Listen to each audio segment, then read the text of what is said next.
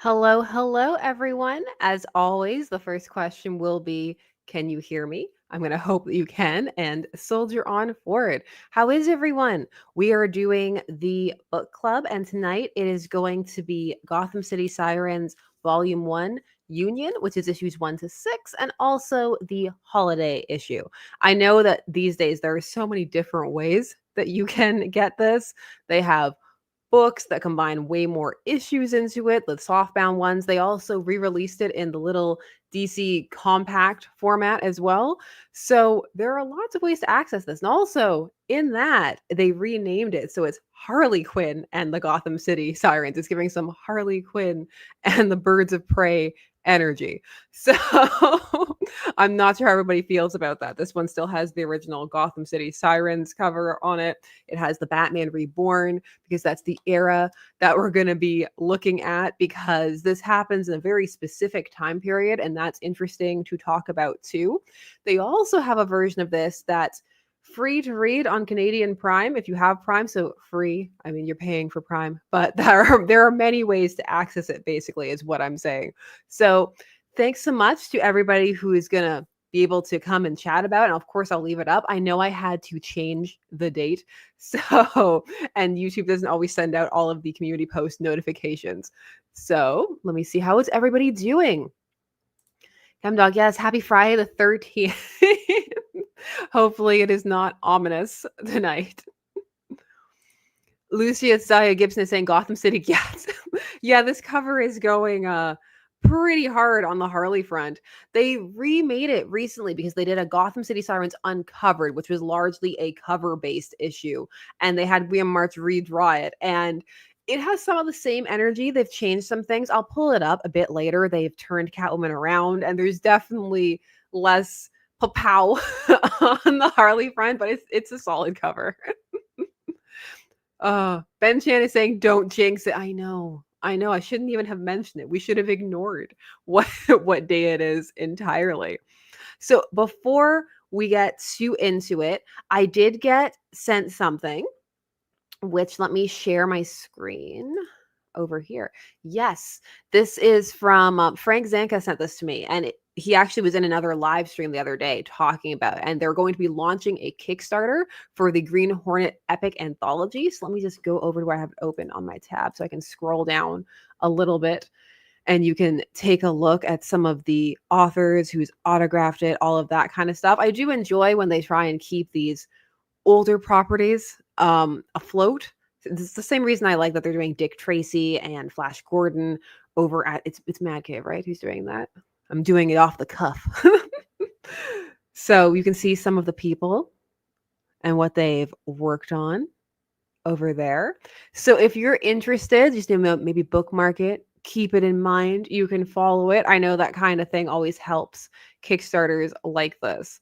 So I just wanted to throw it up just in case you are interested in that kind of thing. Because I know for me, I'm always coming to Kickstarters super late and missing them and then finding out about them afterwards. And that's always very frustrating. So if you are into something like this, do not let it happen to you. So I just wanted to put it up there before it slips my mind when I fall into the Gotham City Sirens rabbit hole. I was going to say hole, and I was like, given the connotations, let's not use that phrasing. So we have the original cover here, and while it's on my mind, let me quickly pull up the redo that they've done, because I have that open as well over here. There we go. Shrink it a bit so that you can see it, and then I will share. We have the technology. Boop. There we go. So that's what the other cover is looking like. Yes, I know I have too many tabs. As you can see, they're mostly all about the Gotham City Sirens because that's what's been on the brain. So it's very similar, very similar vibes, but they've slightly altered the positioning of Poison Ivy. She doesn't have the green skin. Catwoman gets to face forward this time. There's no whip encircling them entirely. Harley's in her new costume. I know not everybody loves the new Harley costume, but Harley's there and they've changed the angle a little bit, so it's a bit less rounded in your face. So I don't know if that makes you less sprung or not, but I do think it's a nice homage cover. It's interesting. It's very interesting to see the difference after all of these years. So, before we dive in, let's give some context and grounding for when this originally came out, which was in 2009. So, this was largely written, though not entirely, by Paul Dini. And then you had Guillem doing a lot of the art. But again, there are other people who pop in and out, but that tends to be the era and the start that people remember the most. That tends to be the iconic Gotham City Sirens that people think of. So, the important thing here is that this is taking place in a very specific time period for Batman lore, which is Batman Reborn, which means that when we see Batman in this, it's not going to be Bruce Wayne at the start. It's going to be Dick Grayson, because this is during the time when he was dead post the whole final crisis, which was far from final and all of that, before he returned from traveling through time and all of that. And then you also are going to be dealing with the Bruce Wayne that we're going to see is Hush, which makes it fairly relevant or topical to be talking about at this time, because Hush 2 is on the horizon for 2025. And it's just interesting that every time we talk about on this channel, we make a little bit of a joke about the fact that it's called Hush 2 when Hush returned for such long and significant periods of time. This was the time when he was not only masquerading as Bruce Wayne, but the Bat family were allowing it to happen to make it seem like Bruce was still alive, so that there wouldn't be too much of a problem with the public. So when you see Bruce, you're going to be seeing Hush in this. So this originally ran, it had 26 issues, and then we went from 2009 to 2011, which means all the way up to the New 52. So this is one of the things that one of these series that stops because of the New 52. So that is something that not everybody, that was one of the contentions around the New 52, not just that it had started and what it was changing, but that it stopped so many series that people were enjoying because of that. So this is one of those series from that time. So we also need to remember that in terms of Hush's relationship with people, and they bring it up in here, he had cut out Catwoman's heart. So that's going to be a thing that's referenced a little bit. So just so when they bring up certain things, you're like, what are they talking about? A lot. They're talking about a lot of things. So I have the physical version, but I imagine you'll also want to see some of the pages close up. So I will also pull up the digital one that I have, which is a different version, but it has all the stories inside of it. And that's what we need. So we can take a look and go through and just discuss some of the things that were happening. And also, it's very interesting in the context of the fact that they did bring this series back under Leah Williams, and we reviewed every issue of that. And so there's an interesting contrast in between how different the series are, and going through it really allows one to see just how that is, and potentially how some of the changes or the way it's perceived over time have shifted, because there's a lot of, oh, it's a comedy book, but we're going to see some really dark stuff in here. Not that there aren't jokes, but we are going to see some dark things as well. So let me get the correct screen that we need for this. We need some Kindle. Yeah, and let's make it as close. We want to get as close as it'll let us for this. See, this is the book 1 cover, which is, it's also by March, but it's not the same. I mean, none of them are the same as this cover. This cover is iconic, however one feels about it. Look, you even have Carpenter on this cover. People remembering Carpenter. This is a really nice edition of it. And there's the original cover on the inside. Now you get to see it up close for those who couldn't see the one I was holding in my hand. I do like this cover. It's doing the most. I think they're on the bat signal, but I can't even tell. I mean, who's looking at what they're standing on? That's a really nice poison ivy over in the corner. So we actually reviewed this issue in a compare and contrast with the first issue of the newer run of Gotham City Sirens to show how they were a bit different. Yeah, the gargoyles in this. Ben Chan is saying the artist definitely went to town. The gargoyles in this book. Were these buildings designed by the same guy who designed the building in Ghostbusters? It is a lot. There's a lot of detail work in some of these issues.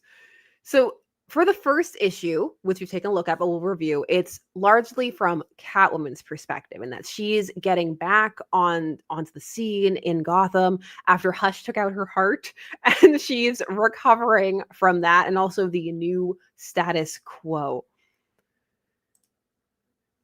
So it sets up her getting into action, her having a bit of a hard time, and having to be saved by Poison Ivy, which also is one of the things that sets up the dynamic between the different women in this book, which it varies.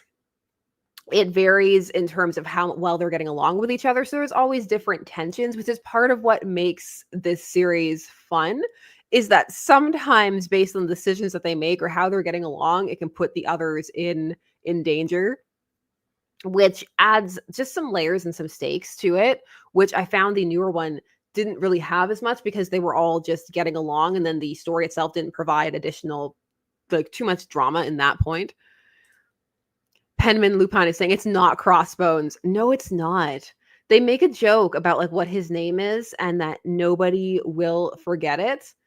I'm trying to remember what it is because even I forget it. And the funny thing is, I made a joke about forgetting it, Bone Blaster, in the video. I called him Bone Crusher. People thought I just forgot it. And I was like, it was too obscure. Not only was it not that funny, but it was too obscure. No, King of New York wasn't Bone Cross.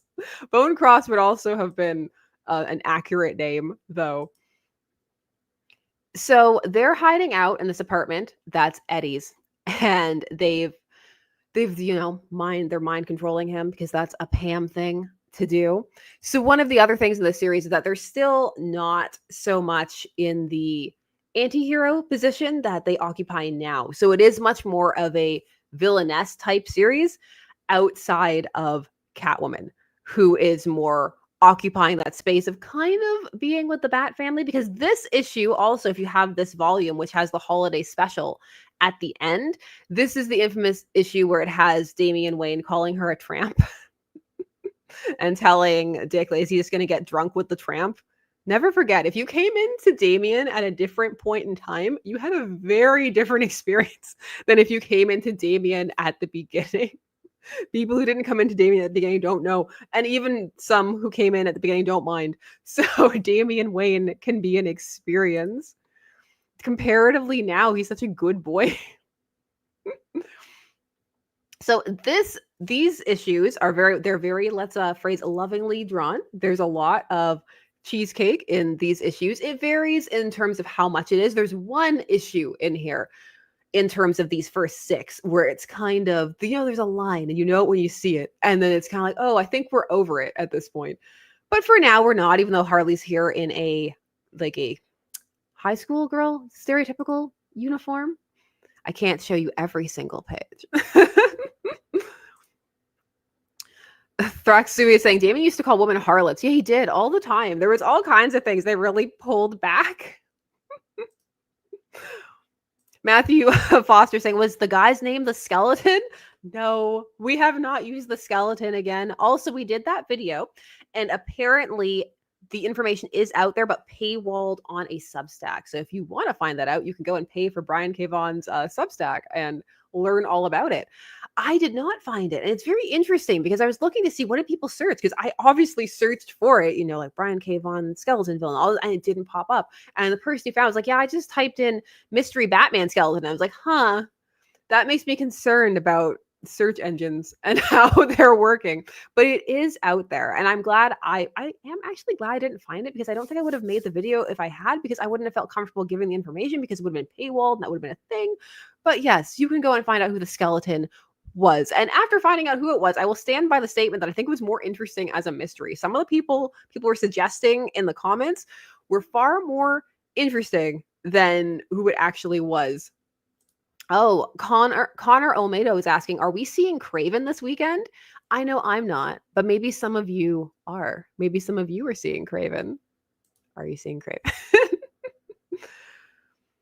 Speaking of cake, let's just pull. I don't know why I thought about that with Craven, but okay. It's because I'm looking at it on screen all the time, constantly.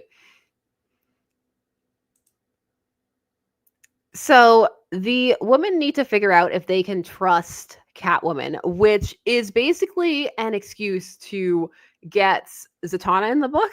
And then we have Zatanna because it's Paul Dini and he loves Zatanna. And if he can find a way to put Zatanna in the book, whether she makes sense or not, she will find her way into the book. And she does here. And it's to kind of confirm what's going on with Catwoman because Poison Ivy in particular does not trust Catwoman at this moment. She feels that she's been too aligned with Batman, the Bat family, and can they really trust her or not? And so we get this bathtub scene because where could this take place? Anywhere else? No, it couldn't take place anywhere else, not for the Mistress of Magic. It's one of those things where sometimes people, I don't know, for some, I know this takes away some of their enjoyment of the book, or they focus on this aspect of it rather than what's going on in terms of the character work and dialogue, because that's all very, very solid. There's some very interesting character work, and all the characters feel distinct from each other and in character, particularly if you were a fan of the TAS versions of themselves, but there's also a lot of comic elements in there too. Those aren't being sidelined. The Dini era of DC Comics is actually really interesting, and there's some fun ideas that come from it. We'll get to visit the reformed Riddler a bit later in this, even though he's not the one who writes the reformed Riddler issue in this. So they fight, his name, Bone Blaster. It refuses to stick in my brain. But they fight him, and so that means they need to get a new hideout. And so they get all set up, courtesy of Catwoman, who has some money, which leads into a very, very good hook, in my opinion, for issue 2, which is that they grab her, capture her, and start torturing her to find out who is Bruce Wayne. This is the issue 2 cover, by the way, and that's a great cover. I've always liked the cover to issue 2 a lot. And also just this shot of Poison Ivy. Poison Ivy's very menacing in this. She's misanthropic and just very, very Ivy. The Ivy series that's going on right now, actually, the time of recording, is also fairly fun. So issue 2 manages to get some Talia in here. So we got to have Zatanna. Now we're going to get to have Talia because this book is going to put them on par with each other as the loves of Bruce Wayne's life. And also it's going to introduce the idea that Catwoman went to Talia to be able to protect Bruce's secret identity. And so you'll get to see a lot of the things that were going on at the time period in the comics from some of her flashbacks. Like there's Thomas Elliot, there's Helena, the daughter character that was going on at the time for a bit. There was like, oh, is this Slam's daughter? Is this actually Bruce's? That was a whole ongoing thing that of course got dropped because of the New 52. But this is a really interesting concept, and it gives the two a unique kind of flair to the relationship that again is different than the relationship she has with Poison Ivy and Harley Quinn. So there's so many layers here. It's just so rich and layered, and I really can't help but compare it to the new one just because there's so much going on here. As much as I love the punchline parts of the newer issues, it's one of those things where if you've read both, I feel it's a bit inevitable to kind of compare and contrast at points. Marilyn, oh, hold on, is saying, Marilyn Duke was saying, commit to a deep V-neck or don't. Monarch of Menace was saying, I low-key wish Nocturna was in this series. You know, they could have found a way. If they found a way to put Carpenter into this series, I think that they could have found a way to sneak some Nocturna in there. So this issue is more about them learning to trust each other. So you have the first issue that's the setup to the idea that, oh, they're going to work together. It kind of puts some of the tone out there that we're going to have a decent amount of action. We're going to have some character work. There's going to be some comedy. There's going to be a lot of cake. And this one more deals with, okay, so how now they are working together, how are we going to deal with some of those tensions, like the fact that Selena does know who Batman is. And we work through it in a really interesting fashion, actually. So firstly, this shot, what a shot. But the way they work through it is that it's one of those reveals where they force her to say something, and one of the names she gives is Bruce, but she gives the whole idea that there are many Batmen and there are just multiple people taking on the costume all of the time. And why doesn't anybody know this? How could Batman just be one man? And what's really fun about this moment is that it sounds plausible. It sounds like the kind of thing like, yeah, of course. Like, how could Batman be just one person? And one, it leads to a really good character moment with Harley. And that's one of the things about this series is that all of the moments kind of set up for other characters. So everybody gets to have their moment to kind of shine in a way that makes sense for them. Because then this ping pongs back to Harley, who's like, no, the Joker told me that there was only one Batman. And it feeds into her obsession with the Joker. But she's also right. And it also gives her an excuse to flex her psychiatry skills, where she goes, well, maybe it's just one person with like a really deep-seated trauma. And it's really fun because the way she's being presented in this series, they don't always take her the most seriously. So you have all those distinct personality traits bouncing off of each other, which is one of the things that makes the book so fun, even as it's dealing in some of these, more serious moments, in the fact that, they are torturing her. It's easy to ignore that fact when you have, all the other stuff going on the page, but that's what's going on here. It's interesting rereading it because seeing which moments kind of stand out to you, because I don't know about all of you, but I've read this series many times at this point. It's something that I will return to a decent amount. And each time there's little things that stand out a bit more. One of the things I always notice is the elements they take from Harley's Holiday for issue 2. They even take almost the same type of costuming. They make it more thematic for her color scheme in the comics. And I do like that in some of these instances, what you're showcasing is not just Guillem Mart's getting to draw Harley like this, but also you see the reactions of people in the back, and they're all very varied from each other. This is our setup for now. We're going to move forward into actually an overarching kind of storyline.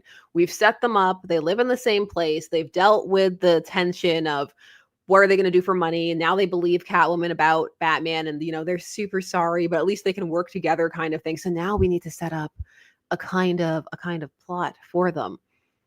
And this is where I did a short about this because I think it's really interesting. There are lots of brief moments in early Harley days where you have these time periods where she's off from the Joker and she's either trying to make him jealous or seeking to do her own thing before the poison ivy thing was fully established, even though they play with that in this series in a really interesting way, in that it's not that completely devoted relationship that you see sometimes. There's actually some manipulation on Harley's part, and that's really interesting. It really makes her feel a bit more nuanced, which is cool.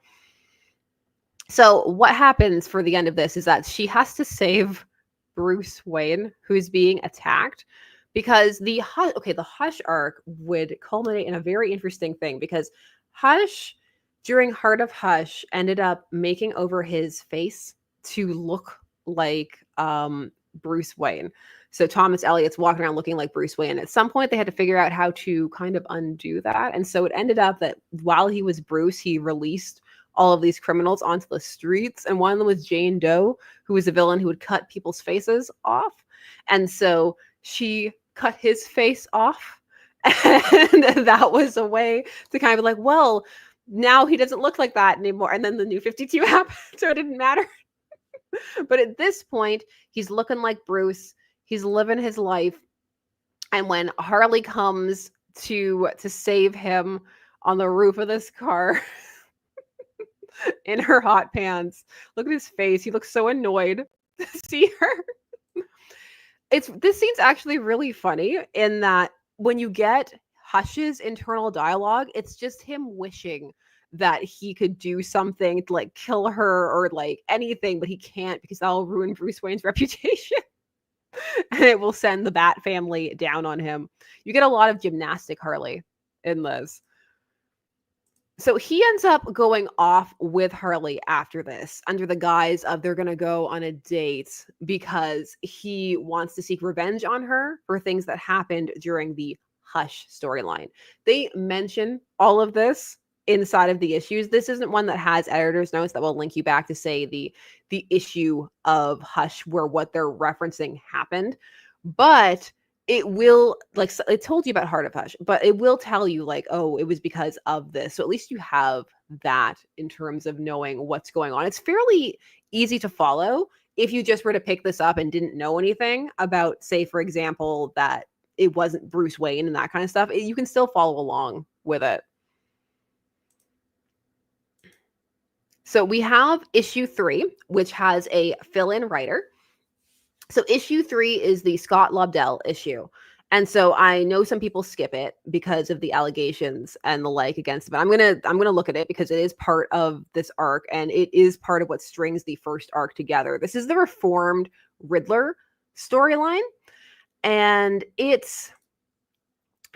works fairly well in that it does actually have the hook at the beginning and the end to keep it as a Gotham City Sirens feeling story, but it is also an interlude into just this other part of Gotham. And in that way, it's fun because it makes the universe feel bigger, that you can kind of go off and have this other adventure with another one of Batman's rogues, even though he's the reformed Riddler at this point. So it does still feel in keeping with the book, which has that kind of quasi-villain thing going on. It does suffer from the fact that it's not a very good mystery in terms of how they set it up and what's going on.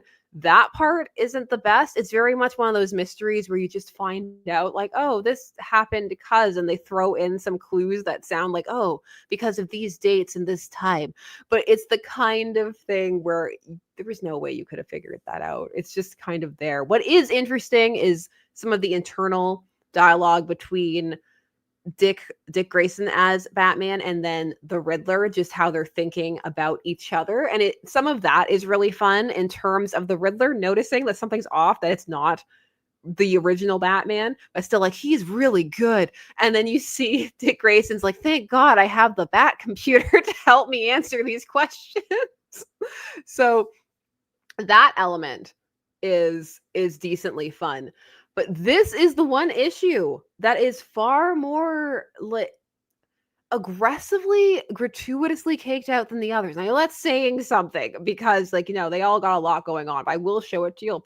It might even demonetize me. I don't know, but we'll see. This is that there are a series of faux suicides being committed, and both Batman and the Riddler are on the case, and they gotta split off, and the Riddler has to go and protect who's supposed to be the next victim. And that's where we go to the bookstore and we hang out in the bookstore for a little bit, and we get to meet Conundrum, who is an interesting idea. She's kind of a punchline before punchline, as someone said on the short that I made about her. She's a Riddler fangirl. This is not her. Let's get to Conundrum. Can we get to Conundrum? There she is. So there's Conundrum. She's Connie. She's a Riddler fangirl, and that's why she's been committing all of these crimes. Basically, her backstory is that she was in college and she learned about the reformed Riddler and decided that he was so awesome and she needed to fill the void because he wasn't doing it anymore. The reformed Riddler is actually a very fun era. It's a time period where the Riddler isn't doing his crimes. He's trying to be a private investigator, but he's still very much a showboat, and he'll have these fun run-ins with Batman, both Bruce Wayne Batman and Dick Grayson Batman. It's one of my favorite Riddler eras, personally. But what about you? Are you fans of the reformed Riddler or not? Casey is just asking, why is Clayface getting a movie? Why not? Why no love for Clayface? I think Clayface can carry a movie depending upon how you do it.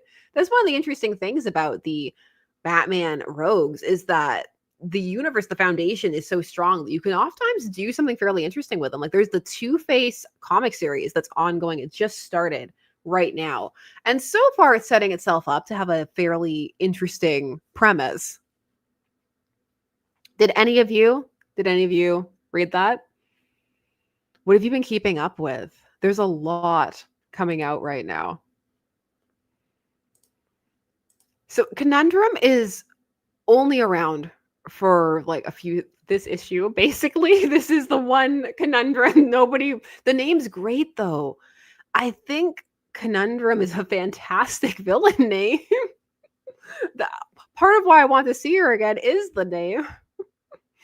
It's just a lot. It's good. I think it's good. You can disagree if you're like, no, it's not good. What's wrong with you? It's basic.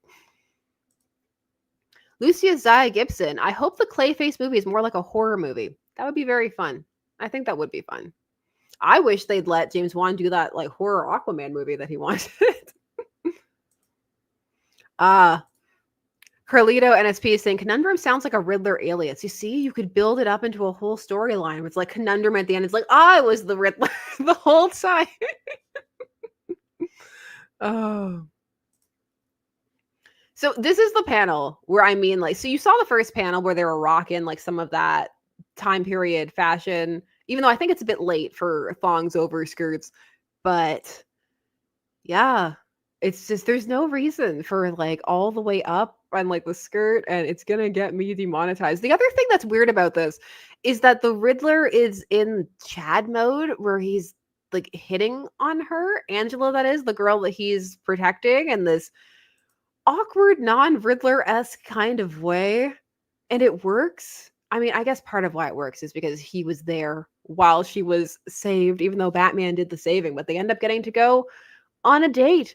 And this does not go anywhere in terms of the main story, except that at the end, when the Riddler is actually having the strongest moment of the entire issue, where he's trying to remind himself that he's a good person, he sees Harley on TV with Bruce Wayne. And at the beginning of this issue 3, the remaining Sirens, Catwoman and Poison Ivy, had come and asked him to help him look for her, Harley. And so he's able to call and be like, oh, there she is. And so in that way it works.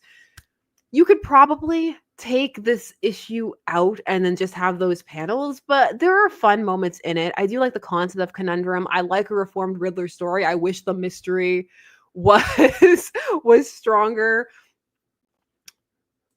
Mama Luigi's like, I don't like Chad Riddler. I know. Chad Riddler's not real. He can't hurt you. But we leave the Riddler alone for a bit in this. We'll pick the Riddler back up, but not for a while. Yeah, Peyton, I agree. A Clayface movie leaning heavily into body horror would be really interesting. Would you want a Clayface with powers or a Clayface without, a kind of fusion like they kind of did in the Caped Crusader, where you had the older aesthetic and Basil Carlo, but then also the powers element? Because they did give Carlo the powers later on in New 52, but then it had the newer kind of vibe. Oh, issue 4 has another cover that people remember a lot, which is this one. This time it's Poison Ivy's turn now. We have to be equal opportunity about it. Okay, it's only fair. Although I don't know what's keeping her hair up. That's always what I'm looking at. She's using her plant powers to suspend it up into the air, or way more gel than I want to think about. But she wouldn't be using gel. That would be bad for the earth. So this is the date issue where Harley and Bruce Wayne, who's actually Hush, go on this date. And we introduce the Joker, you'll see, into this series. And he's just beyond annoyed that, Harley is out there with Bruce Wayne, and it's an insult. And so he needs to kill her, because the way that Dini wrote this relationship in the comics was that even when the Joker didn't want to be with her, he didn't want her to be with anybody else. There was this it was just really unhealthy on both sides. But at the same time, it would bring up moments where the two of them knew each other the best. Like Harley knew the Joker the best and knew secret things about him. And sometimes she would be able to use that to her advantage. So it was a very interesting dynamic in terms of that. So we're back to Dini writing for issue 4. And I do like the Joker's lair here, and just the scary amount of Harley pictures and effigies. And that one's hanging in what's low-key a noose. They haven't tied it, I think, to get around some of the censorship, but it's there. It's in both panels. You can kind of see that that's what's going on. There are lots of things that kind of get snuck in a little bit into some of these. So this is an interesting moment too, because Ivy has to search the green to find Harley, which she is able to do, but it's very early into the time of, Poison Ivy and her connection with the green. It's definitely not something that's being focused on all that much. This is one of the more humor-based issues because they very much, like, all of them will have jokes and humor in them, but as you can see, they also have a lot going on in terms, like, not just plot-wise, but character-wise. You get a lot in terms of the characters' inner thoughts and motivations and what they're doing, and the fact that they all do feel distinct from each other, which I know I said earlier, but it's really hard when you're reading a team book and the characters feel samey. So it's really fun when they don't. One of the most fun parts of this issue is that while Harley's vibing with Bruce, she all of a sudden remembers that he has a bunch of kids and is like, whoa, wait. That's not for me. And that's not even the part that amuses me the most. It's Hush trying to think about which ones are his kids, and he just decides on Dick and Tim because he's like, I don't even want to try to explain Damien. Like, no, we're not even gonna go into any of that. He was also gonna push her off of a balcony this entire time. It's just like, oh, this is such a fun date for Harley, and Hutch has been like, I will kill her if she will just lean further over this balcony. But it doesn't work out because the Joker shows up to try and kill them, and this ruins Hush's plans. The Joker doesn't realize that by trying to kill her, he saved her. So this one has a lot more action beats at the end of it, which are a lot of fun. And it's a good way to get the Sirens back together because, of course, they see all this because all of this is going down and on TV. And so they can go and get her, basically, on top of searching the green. I'm trying to think of, out of the first 6, like, which issue is my favorite. I do like this one a lot. And you get to have the little secret moments, like when Catwoman gets to confront Hush, knowing who he actually is compared to the others. It just feels big, in the way that it's connected to all the different characters in Gotham. It makes it feel like it's all happening in one kind of universe, even though it's all kind of madcap. Oh my God. Camille Sky saying the Chadler. That's a great name. That is a wonderful name. I love the Chadler. So Harley's dreams are dashed. She will not get to be with Bruce Wayne because it's not Bruce Wayne. But that's fine because she's really pleased that the Joker tried to kill them because that means he's jealous. Just mess. In fact, he keeps trying to kill them, and which is our hook for the next issue when the Joker mobile just bursts through their window with a robot Joker, which is actually kind of frightening. The Joker down at the bottom there is, these panels of it advancing in the background are fairly scary, actually. The way they render the Joker's face, it's not cute, and the way it's juxtaposing that with this Silver Age Joker mobile, which is very thematic because that's going to be ultimately what the next little bit is about. It's going to get dark. It's about to get real dark. All the covers for these first few were really good, even though Harley looks in this one like she's wearing one of those 1950s or 60s push-up bras. Naysayers are saying Joker looks creepy AF. I know. With that AF, you gotta join the absolute Batman universe. So we are at 5. This takes us into issue 5. Which is, it has a cute title. It's Out of the Past, but the past, the E is undone with a pest. So at this point, it seems like the Joker's actually trying to kill them, and he destroys their hideout that they got, which is going to be something else they have to deal with. So there's always just constantly these little things that are building on top of each other that drive the plot forward, which is a lot of fun. And this is one of the ones where you get to have an Ivy moment. She's been having a lot of these big bombastic plant moments where she gets to use her powers. This one she gets to do so and have a bit of an emotional attachment to it. You get that really nice bit of sadness where she has to blow up her cactus to save them, and she just genuinely looks so bent out of shape. And she realizes at this point that they really need to actually talk to Harley and find out where the Joker is and, deal with him. And we also get another Dini character sighting here, which is Carpenter. We get to see Carpenter. Can we do more with Carpenter? Is Carpenter a character you want to see more of? Carpenter, who does crime, but also actually has a construction company and service that she also does for money.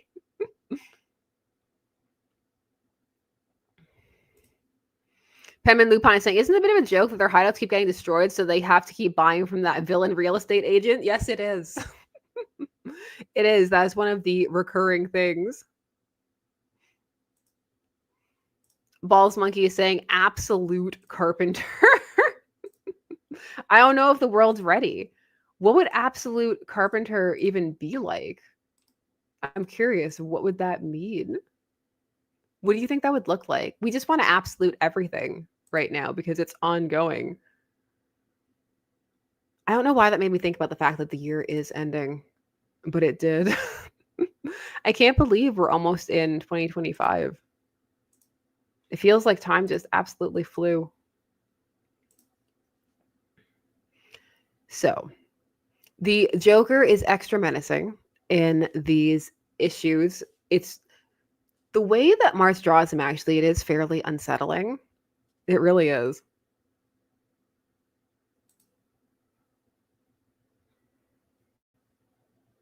Yeah. It's very cool.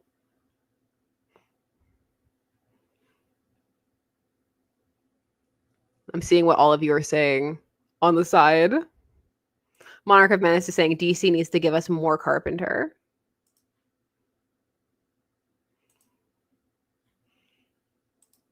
We get a flashback here, which is fun because this issue is going to make a little bit of a meta commentary on the Joker. It doesn't seem like it's going to because, again, there are lots of things that on the surface feel like this is playing much more into the comedy vein, but it's far more layered than that.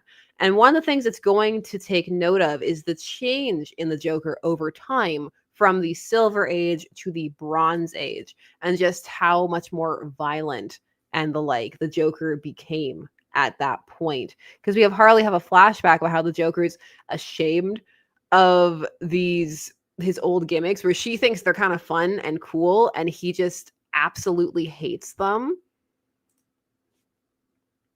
So when she goes to this hideout and she finds that they're in use and everything, she's very quick to realize that something's actually wrong, that the Joker wouldn't use these things. And it's one of the ways they highlight the unique relationship that she has with him. And also the fact that the others don't necessarily listen to her, take her all that seriously, because they try to take her out of the way. Ben Chan is saying there are 3 Jokers after all. We're just going to keep adding to them. There are 12 Jokers. Batman needs to get back into that chair. What this is, though, is it's building to the reveal of and the return of a really obscure character, especially for the time. I feel like more people know about this character now than they did for a bit. And that's Gaggy. Gaggy was the Joker's short-lived sidekick during the Silver Age. There are not many Gaggy appearances. I need to double check. I think there might actually only be one.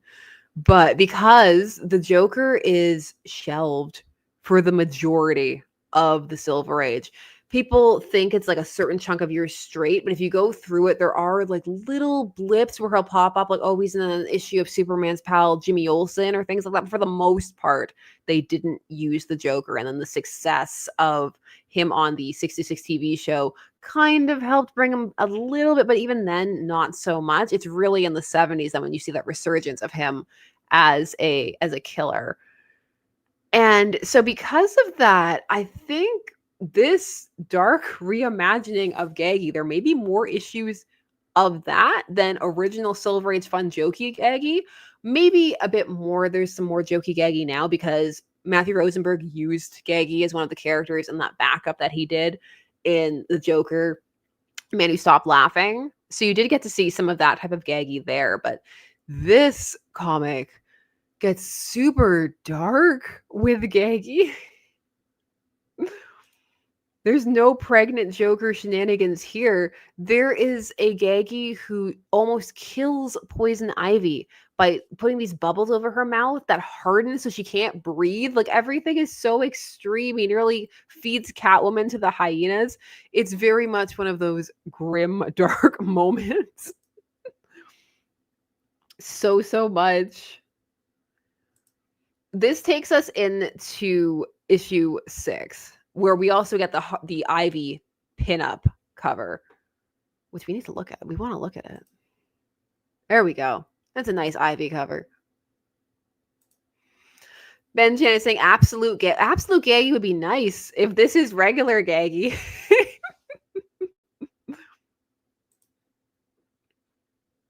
Yeah, that's what I mean. Like, Gaggy will like pop up as this reference, but in terms of having a full-blown storyline, this may be the most Gaggy, and it's just funny because, not funny, haha, but just more interesting in the fact that there is so much effort put into this dark reimagining of Gaggy. It's a very interesting commentary, though, in that they make Gaggy even more extreme than the Joker. He's so scary looking in this. It's like, this is genuinely frightening. It's unsettling. He also gets this backstory. Oh, Gaggy's backstory. So Gaggy's motivation is that he's jelly. He's very jelly about the fact that he's been replaced with Harley. So in that way, it's a very good reveal in that it still makes what happened before make sense. It, like, him trying to kill Harley and Bruce Wayne still lines up. Him masquerading as the Joker, I mean, we could get more into that, but it's not too far-fetched when you see how unstable he is in this. His backstory is that he used to work at Haley's circus, but they were forcing him to do ever more embarrassing and belittling things and not be the star of the show, especially after they got the flying Graysons. There's even a comment he makes about how the kids shouldn't be sad about his folks because he got a free ride from Bruce Wayne. It's just so much. Like, look at these. I love how this section is drawn, but it's just so ominous for Gaggy. So look at him lurking by the baby carriage in the shadows as poor Dick Grayson sobs over his dead parents. It's just all of a sudden this issue decides to go so hard. So it really shows you that there was range here. This could pull a lot of different tones, because even in here there are jokes. They don't stop. But again, it's just employing many different types of humor, which is fun.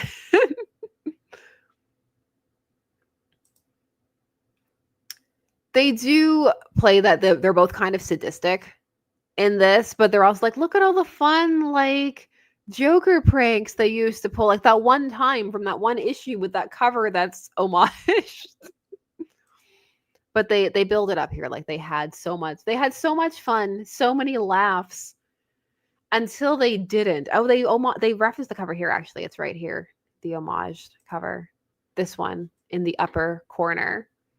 Right there. They also do the Adam West Batman, which is really fun, which is the new Batman design from when Julius Schwartz took over. You can tell because of the eyebrows. You get the eyebrows on the cowl, and you can instantly tell what era you are in. which is always really fun. Be like, which Batman is it? Look, there's a pinstripe suit in the back. We know where we are.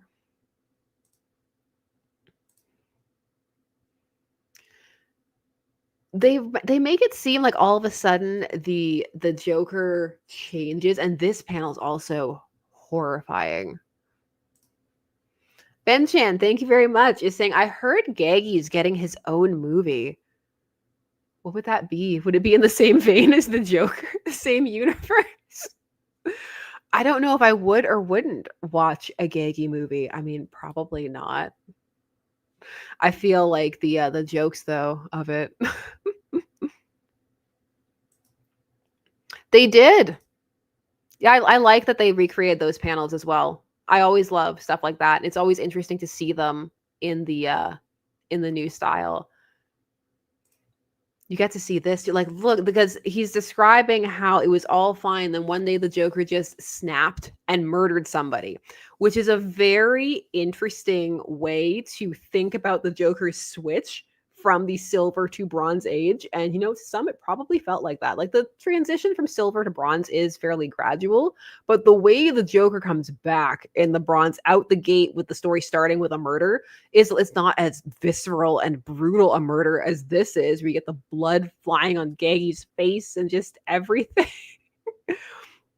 And what's the most interesting about this is you can argue that maybe this is a commentary on the way that other characters are forced to change in the wake of that, because it's after that. I may be reading too much into it, but it's interesting to think about it in that way, because it's after this that Gaggy then becomes, way darker and bitter, especially after he sees that he's been replaced and that the Joker isn't even into that time period anymore. Now he's got Harley Quinn. Harley Quinn's the new hotness.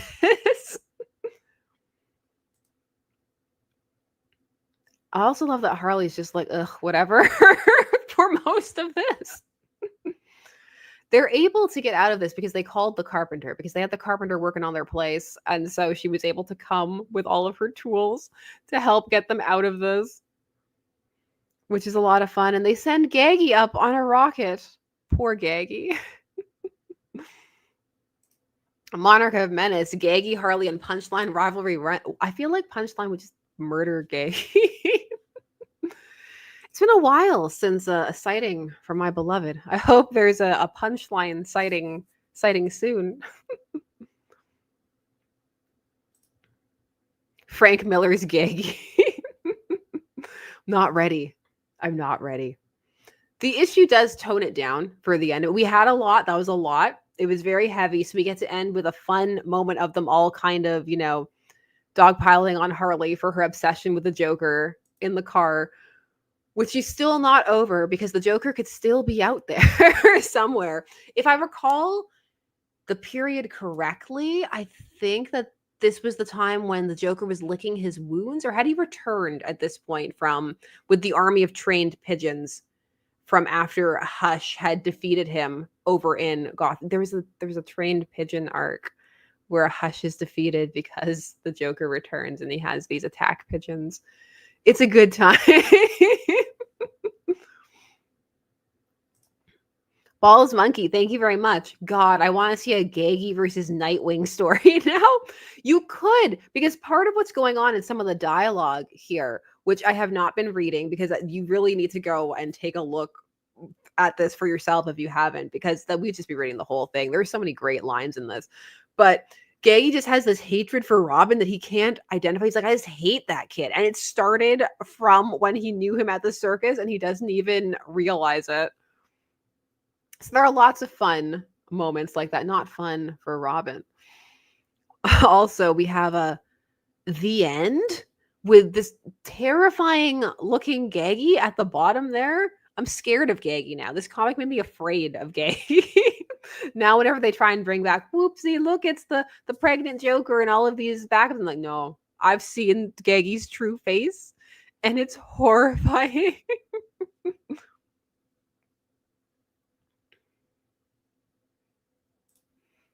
Connor Omito is saying Gaggy will make a cameo in the Gun Superman to make it extra niche. I don't know if Gaggy's niche enough. I think we need to get even more niche than that.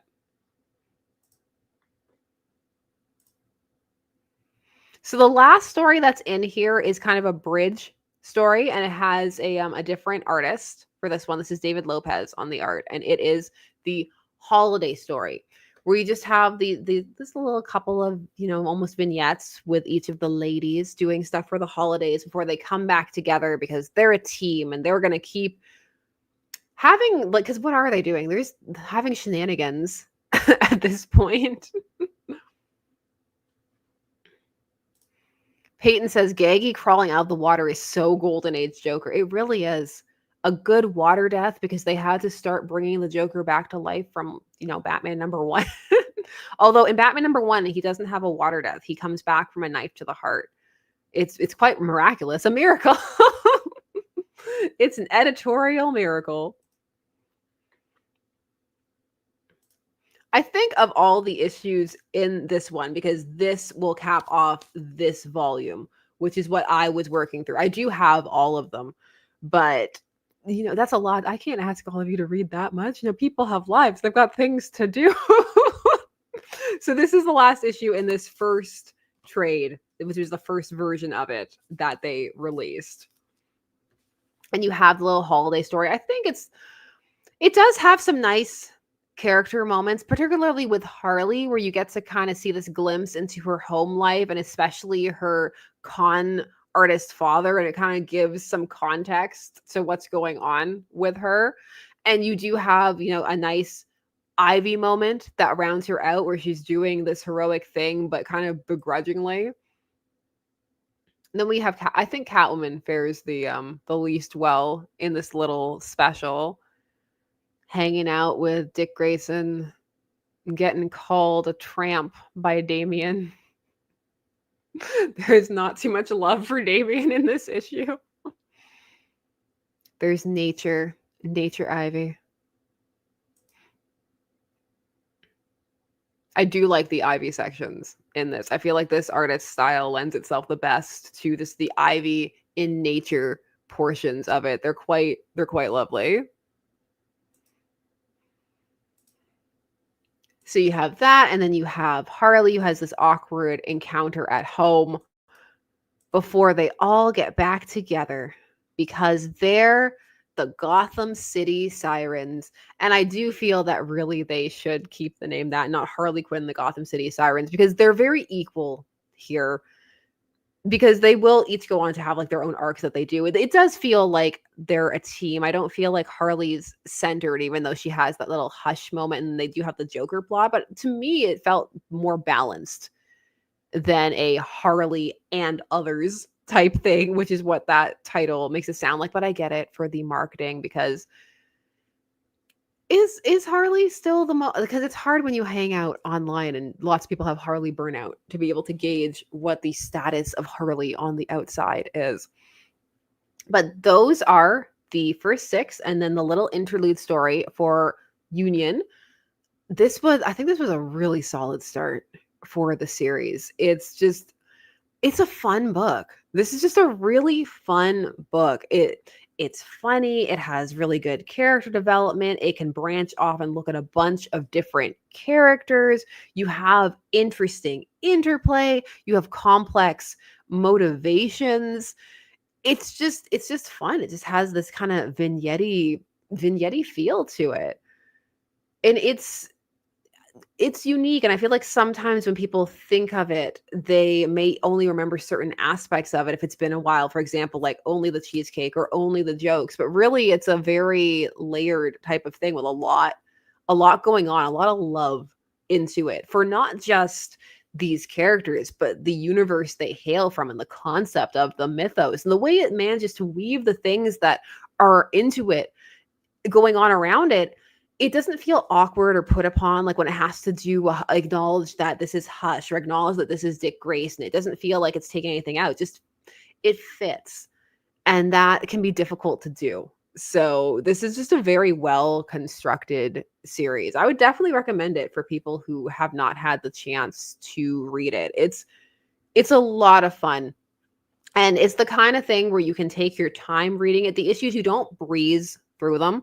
It's not the kind of thing where you get like, done, because there's so many little things or references or just the way the characters are talking to each other to even think about and consider, and it takes a while because it kind of sucks you into it in a good way and you can really hear the characters' voices. This is one I'm very fond of. I was really glad when it won the vote. When I posted that it had won the vote, I posted of course the cover for it. People were like, oh gee, I wonder why. It's like, no, there are more reasons.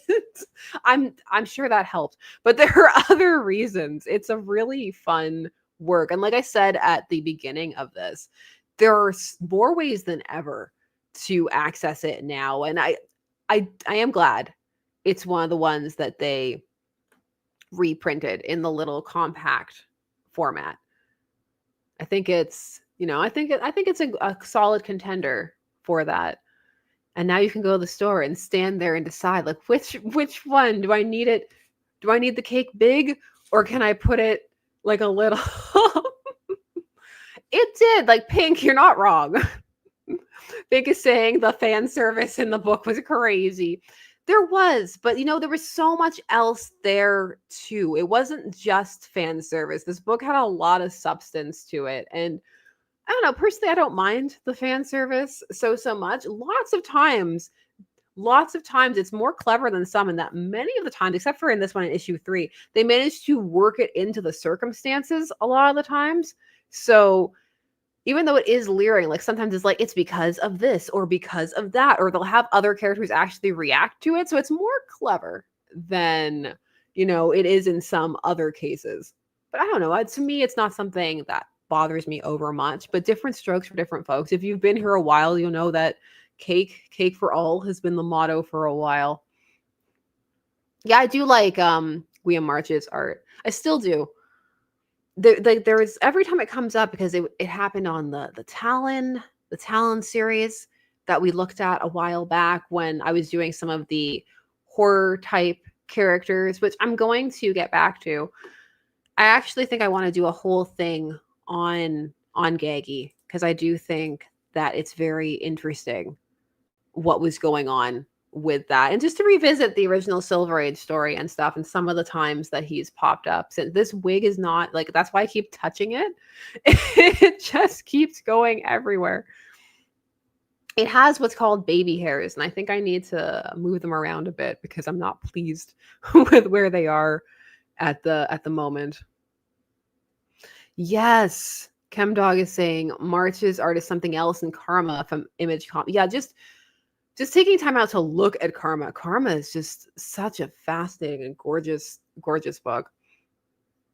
There's been lots of really, like, I've been reading a lot lately, and it's hard because it's the holidays too.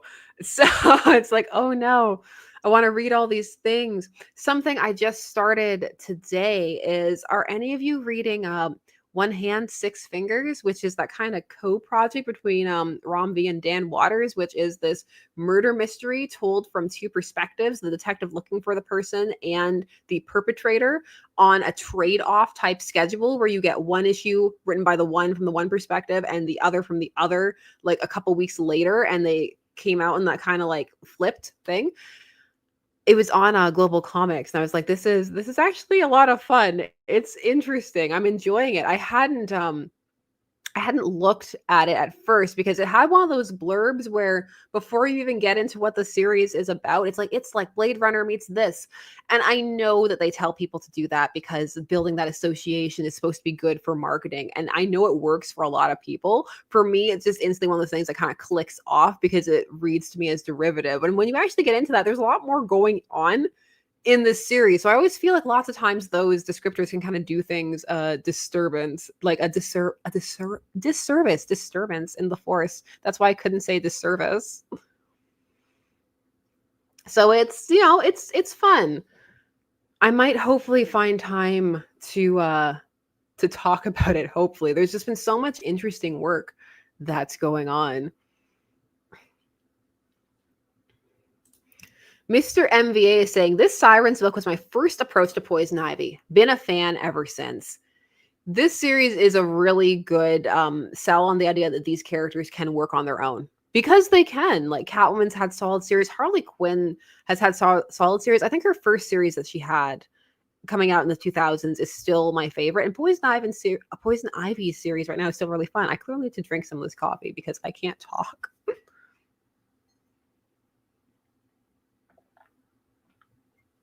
Chem Dog is saying I saw the first episode of The Skeleton Crew. I still have not seen The Skeleton Crew. I need to get on that at some point. People say it's fun, but I have so many other things to look at in comics I'll probably read instead of The Skeleton Crew. Sorry, Skeleton Crew. There's just so many fun things right now out there. I've been reading a lot of cool indie things that people have sent to me as well. Some like pretty obscure things, and that's been a lot of fun. Some really solid outings too. Marilyn Duke is saying it's very Goonies. I saw the Goonies once when I was very young, and I barely remember it. I know for some people that's like sacrilege, but I feel everybody has a movie like that where it's beloved, and then you come in and you're like, oh no. I am not one of you. Marilyn Duke is gasping. La gasp. So how many of you have read this iteration of the Sirens? And if so, what did you think of it? Did you like it? Did you not like it? Like, were some of did it not work for you? Do you not care about series from the villain's perspective? Or there's characters you didn't care about? Did you not find it easy to follow? Did you not vibe with the tone? Was it too cakey for you? Or was it something that you enjoyed? Is it something that you haven't visited? And if so, does this make you want to? That kind of thing.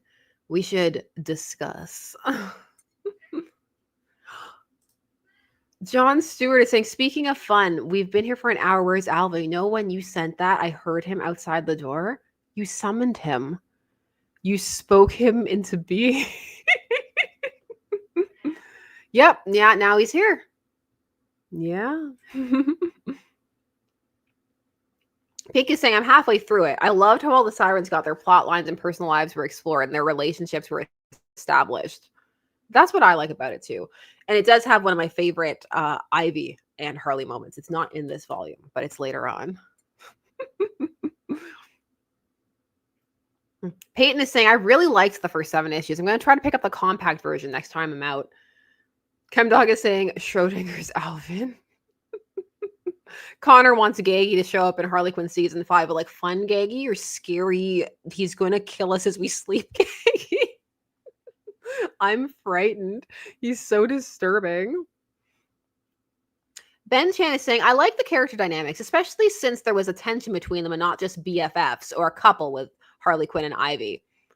That was one of the things I was missing the most. The tension. That doesn't, because they're not at each other's throats all the time. In fact, a lot of the time they're having fun in this series, but they still, because they have such different personalities, they'll still have conflict. And that's one of the things that made it interesting, because they're very different from each other.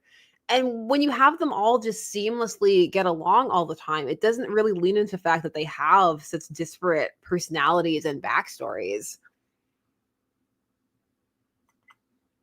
Balls Monkey is saying, I think I liked this comic a bit more than Dini's Zatanna comic. Oh, say it isn't so. I like both, but I think I would agree with that, even though I guess it depends what kind of mood I'm in, because I do really like the Zatanna comic as well. Although I think overall I might like seeing these characters together more than just reading about Zatanna, even though you do get to see other people in the Zatanna comic too.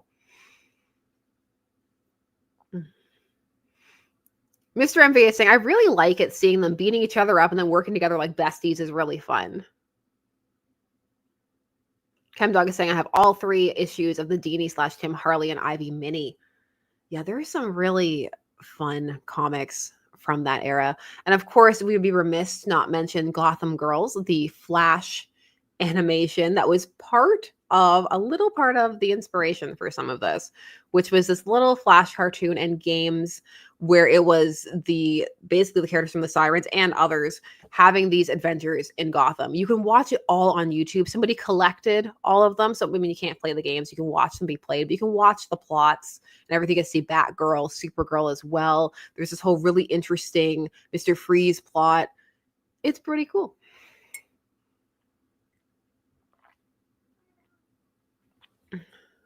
Alvin is reaching under the door with his paw, but he can't because the struggle with the microphone tonight is very real.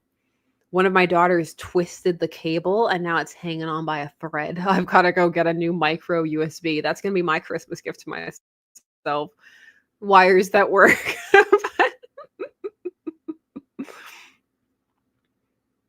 Yeah, lots of things. Lots of things to get. I just fell down to like the memory hole. Like, what do I still need to do? A lot of things. I've also recorded a few interviews that I'm excited to share, most likely after the holiday season at this point. But there's some really, really fun stuff, I think, coming up. Yeah, the mic must be protected from Alvin at all costs. He has no couth. He just comes in here, bats everything all around. So, what's something that you're reading right now that you're really into, or something that you would recommend to go on the list for next month's vote?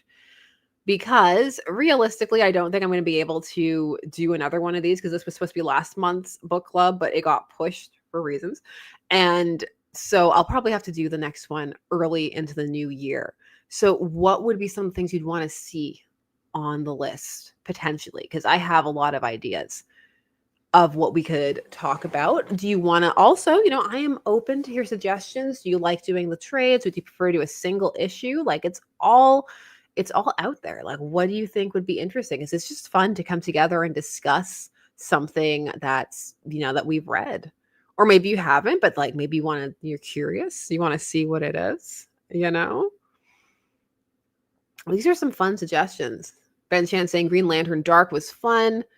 Twig is fun. Astro City, all of it. That would be too much. Low is a lot. Low is a lot of a lot. I'm seeing Penguin Triumphant. I see Humongous putting in a vote for trades. Supergirl, Woman of Tomorrow. I feel you got to read it that way. You got to put the emphasis on it. McDuffie's Fantastic Four, the Ultimate Universe. Which one? The new one or the old one? Oh, Peyton, that's very kind of you to say that you like the interviews. I'm enjoying doing them. It's been really interesting to talk to people. That's been a lot of fun. Naysayers saying I started reading Shudder and Vampires Carmilla. Oh, don't tease me, John Stewart. John Stewart is saying, how long do you think it'll be before Punchline gets her full unredeemable story and then eventual redemption arc? No. Evil forever. Don't take her away from me. It's a bit of a meme, by the way. Like, I do like Punchline, but because I talk about her so much, some people are like, she's obsessed. It's not like that. Dante Cook is saying the current Poison Ivy solo run. That could be interesting because that series just is quietly, keeping on, doing its thing out there. And the people who are reading it swear by it. But I think there are also some people who don't know what it's about or how to get into it. Batgirl Stephanie Brown, which I'm so happy that they are re-releasing. I did a whole retrospective on that series. That series is fun. Ooh, maybe taking a look at some of the early Cassandra Cain Batgirl from back in the day, especially now that they're doing the new Batgirl series. Connor is saying excited for the new gods, for the new gods. Yeah. I'm also looking forward to the new gods.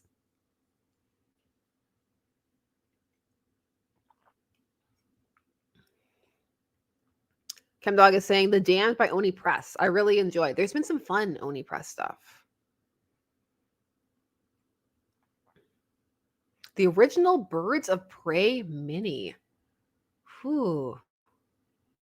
Yeah, there's lots of interesting options out there. I like to try and keep it that we have at least one indie, one DC, and one Marvel. I like to keep it balanced so that people can feel they have some variety, some flavor. Flavor is the spice of life. I also really need to make a video on some of the Marvel things I'm reading soon. It looks like I don't read any. I do. There's too many comics to talk about. It's a good problem to have, but there's too many. There's just so much stuff out there.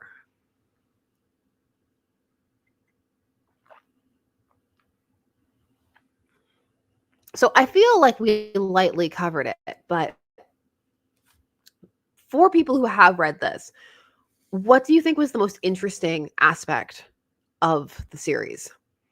For me, I think it was the way that was able to marry so many of the ideas that were clearly present from the animated series seamlessly into the Batman comic lore. But that's just something I find interesting about Dini's writing in general, like how you have the reformed Riddler and the way that really feels like it fits.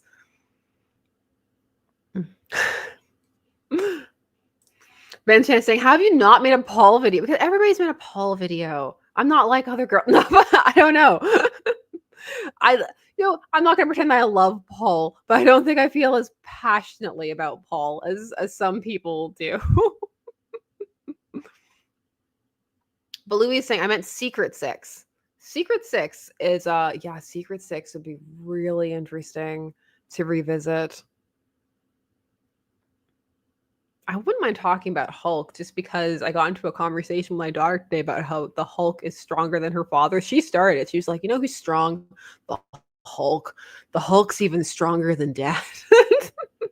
I'm like, yeah, I suppose. She's like, Dad's strong, but the Hulk, he's really strong. I'm like, how did this, where did this come from?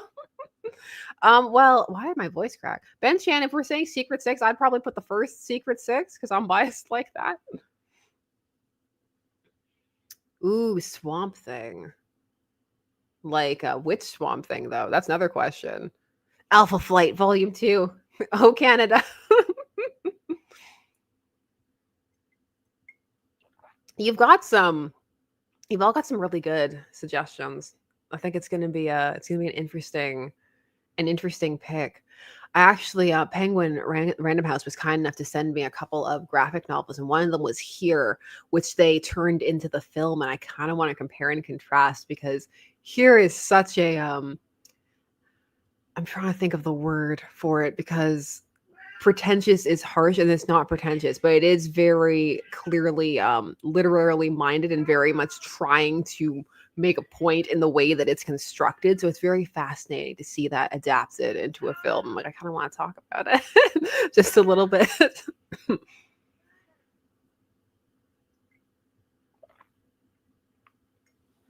I don't think it's lofty that I'm looking for in terms of Austin. I mean, kind of like that, but nicer. Nicer than that. Hmm. Ambitious. Ambitious is you know what? Maybe if we take ambitious, Marilyn, and combine it with like intellectually ambitious or like structurally ambitious, something like that. Ben Chan's like, why not do a Star Trek book? The DS9 books are good. Prometheus 464. They really are. I think that that series was a lot of fun. It's one of the better ones. I've read a whole bunch of the comics and recently bought a whole bunch, especially of the TNG ones, and the DS9 ones really stand out amidst the bunch.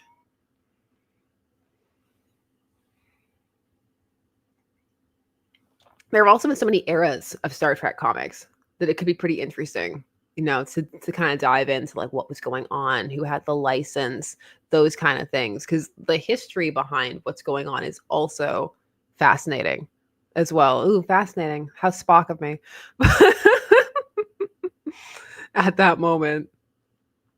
It's always more fun when you can also get some interesting information about, the historical context or just something. Like even when you're doing something like the Lex goes back in time to try and be with Superman's mom rather than just ensuring that Clark was never born, and other parts of that plan that were very convoluted. I really enjoyed that everybody latched onto in that video was that in his fantasy, the baby was still named Kal-El, even though L is Jor-El's last name. But even that had that whole history with the first story and Kennedy. So it's always fun when you have those moments because it's just it adds the tapestry of what was going on. JLA the Nail is just a time. I mean, it's one of my favorite Jimmy moments out there. So I'm like, oh, it's always fun to talk about Jimmy. Maybe we should take some time out to give Jimmy his due. No, I really appreciate all of these suggestions. There's some really good, solid ones here. One, like I think one or two might make it onto the list. We shall see. What I need to figure out is a better method of ensuring that the announcement goes out there because it doesn't always go on the notifications. Like I said, I do like post on social media sometimes, even though I'm loath to. But perhaps it would be helpful outside of the community tab and the coffee because I do have a Twitter. I just don't use it. And I also have a Blue Sky or a Blue Ski. But Dante Cook, thank you very much. You said Star Trek, so now we have to do this. Are you watching the new season of Lower Decks? I am not. The Lower Decks is not one of my favorite iterations of Trek. I'm not one of those people who's like no or anything like that, but it's just not my favorite, so I don't gravitate towards it. Insta? Yeah, I am on Insta. I think I'm on Thread. You see, that's how social media I am. Like usually what I do is I go on to like make sure the name, because otherwise someone can pretend to be you and that's never fun. I've had that happen and that's not fun. So I mean, no, I Ben Chan is like, did threads not become a thing? Not really. I mean, the thing with social media is like you should really use the one that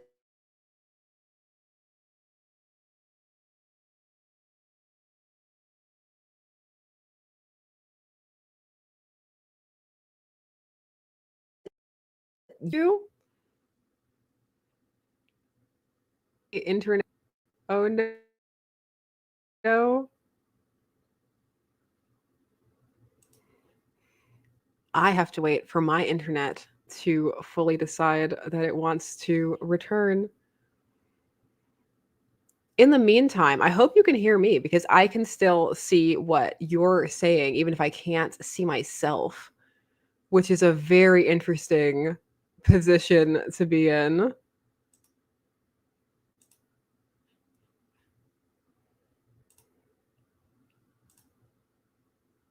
Oh, good. You can. That's good.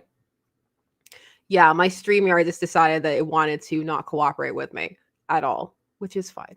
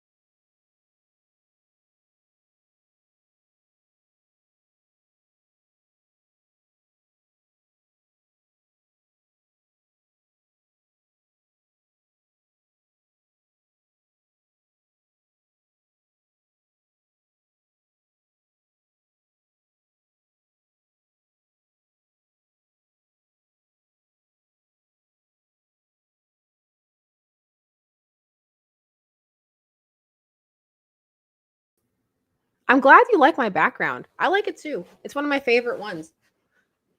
I think I live, by the way. So I don't know. It's one of those things. It keeps happening too when I'm doing interviews, which is really frustrating. I don't know why. They upgraded the internet in my area. And since then, the struggle has been incredibly real. I'm glad that that was my background. I usually have a bunch of different backgrounds, depending upon who I'm talking to. So that's a lot of fun to do as well, finding ones that fit, finding ones that are appropriate, that kind of a thing. But the purple one is nice and mellow, and then the other one I like is the yellow one that I use a lot when it feels a bit more upbeat and actiony. But sometimes when it's nighttime, you want that kind of, more mellow feeling. Resurgence is saying Alvin was warning you the internet was going to cut out. Alvin probably made that happen with his mind. He's like, she wouldn't let me in. She wouldn't let me in. And that's what she gets. Alvin is the absolute internet harbinger. Am I green screened? Oh gosh, no. I mean, I wish. I used to have a green screen way back in the day, but I haven't used it in a long time. I'm not even sure where it is anymore. This keying it out wasn't worth the effort because I would get really hyper fixated on the areas where it wasn't properly keyed. I was like, no, it must be. I was like, this is taking too much time. We're just going to have a background.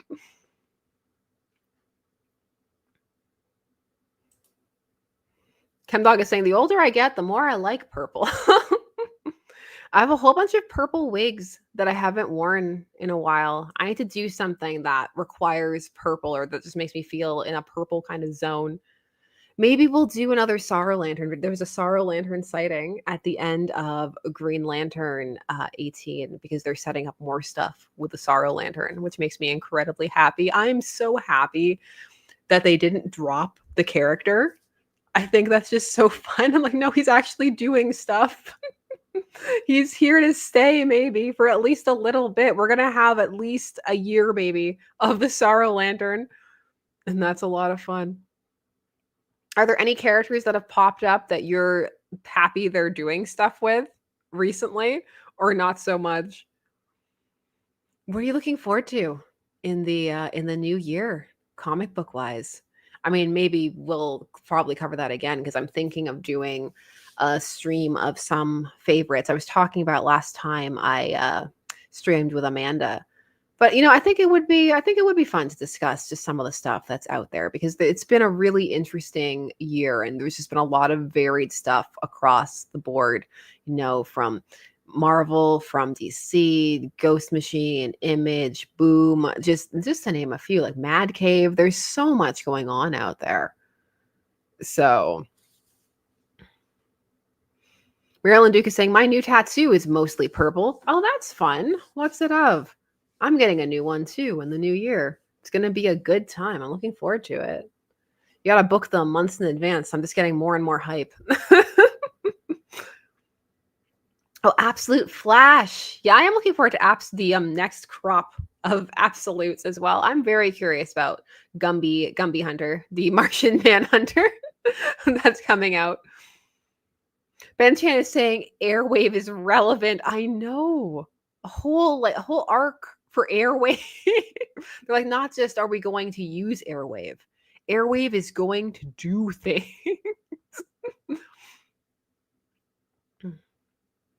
Blue is saying, I am happy when Mystique gets a solo as well.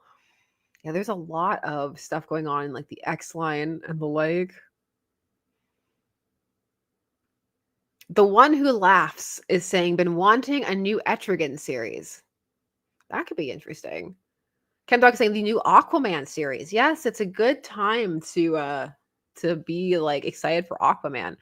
I'm this close to talking about the weird Arthur Joseph Curry Aquaman period that just happened to make things more confusing. Because why?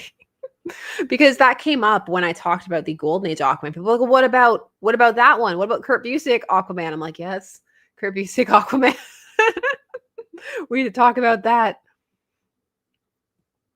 Donica is saying the Storm series is really good. A lot of people are enjoying the Storm series. I don't think Steven Tucker's here tonight, but every time it's like, yes, Storm.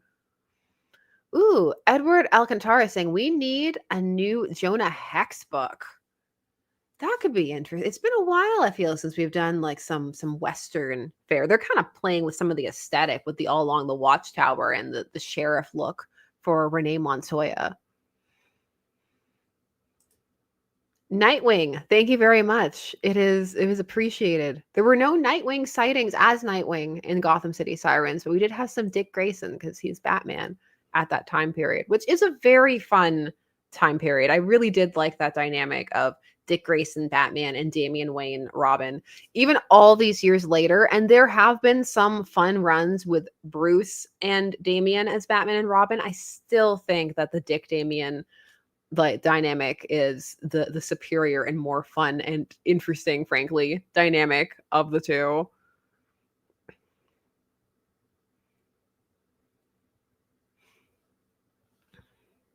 Ken Dog is saying, I'd like a new Simon Dark series. Ben Chan is saying, have you been keeping up with nothing but Nightwing? No, but I've been keeping up with the Harley Quinn series because there's so much Eraser. There's so much Eraser in it. I'm like, the Eraser, I need to figure out if anything's happening with my boy, the Eraser. Also, the Raven series, which I didn't even talk about. But like, they're fine. They're definitely for that specific kind of audience. But they're off doing like their own thing. Ben Chan saying Eraser versus Conundrum. Conundrum needed more time to cook, aside from I'd love the Riddler. But it's still, we need to do something because it's a good name. It's a good name and it deserves to be used in some capacity.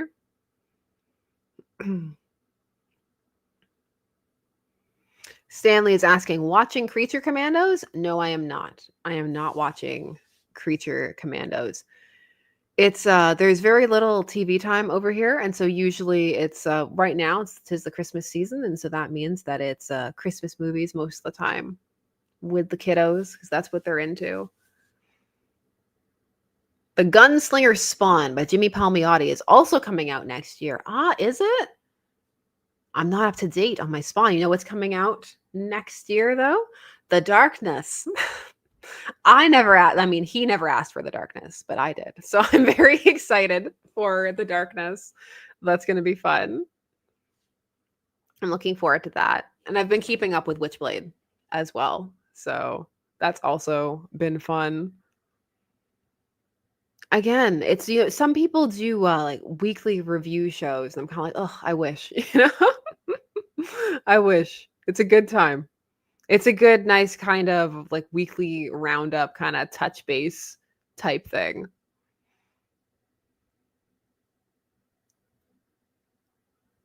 Ah, Marilyn Duke saying my new tattoo is Mara Jade's lightsaber. Oh, cool. Any Xmas themed episode coming up? Yes, but not on my channel. That reminds me. You just remind me to I need to do something. But yes, there will be some Christmas like Xmas type fare because there's so many of those stories. Sometimes I like to review them even when it's not the season, just because. I'm also reading that the Jeff Parker, Silent Night Santa thing, which is fun. It's fun. Atomic Hound is saying, check out the DC Studios podcast. It was okay. Fluff but fun. Jack Ferry's like, The Darkness, the band or the comic? Although I do like the band as well. Whenever I talk about The Darkness, there's do you believe in a thing called love? I'm like, I do, but that's not right now. Not at this moment. That band is very fun. Yes. Ben Chan is saying it is sweater weather after all, which is a joke to the one solicits that we read, wherein all of the sweater weather, or most of them, covers had them shirtless. And there was that weird one that lives in my brain of Superman and Batman in the the pool by the fortress outside with like Superman heating up the water. I'll never forget it. John Stewart is asking if anybody else has been reading any of the new Milestone comics. I have not. But I know that there's a bunch coming out because we see them whenever we do the solicits, which feels like it's probably going to be pretty soon. Again, time again soon. Oh, Chemdog is saying The Darkness has a new album next year. So this is going to be the year of The Darkness. Hopefully only in terms of entertainment and not in terms of anything else. So yeah, let me catch up with all of you. Yeah, Bear Daddy Santa. We'll never forget Bear Daddy Santa. Because that was one of the covers of all time. There's been some interesting cover initiatives out there of late. I'm sure we'll see more, of course, as always, especially leading into the new year, some New Year's fair or the like. Ah, King of New York is saying, I need Connor to get his own book again. Connor can't? Because we have choices when it comes to Connor, like Connor Hawk. Which Connor?